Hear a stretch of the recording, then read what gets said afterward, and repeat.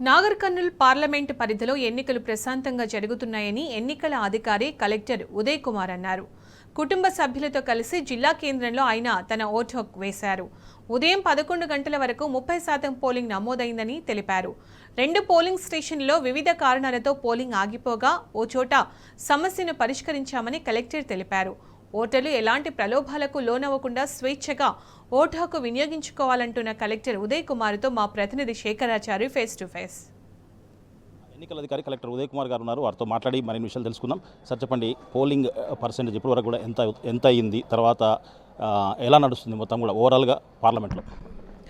Polling అంతా కూడా parliament పరిధి మొత్తంలో నాగర్ కర్నూలు జిల్లానే కాకుండా నాగర్ కర్నూలు పార్లమెంట్ పరిధి మొత్తంలో కూడా పొద్దున్నుంచి పర్సంటేజ్ ఎక్కువగానే నమోదవుతూ ఉన్నది.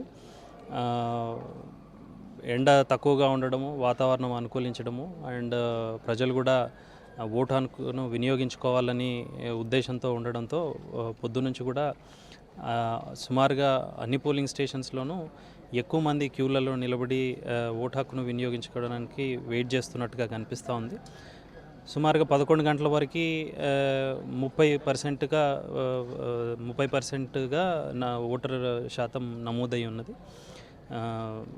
సో రాబోయే 4-5 గంటల్లో కూడా ఓటింగ్ పర్సంటేజ్ ఎక్కువగానే ఉండే అవకాశం ఉంది.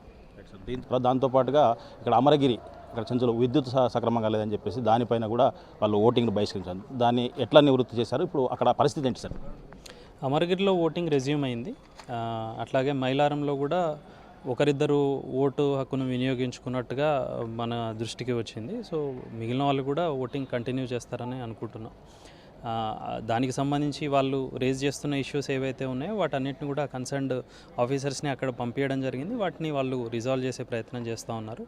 ఆ చేస్తున్న అటెంప్ట్ను చూసే వాళ్ళందరూ కూడా ఓటింగ్ మళ్ళీ పాల్గొంటున్నట్టుగా మనకున్న సమాచారం.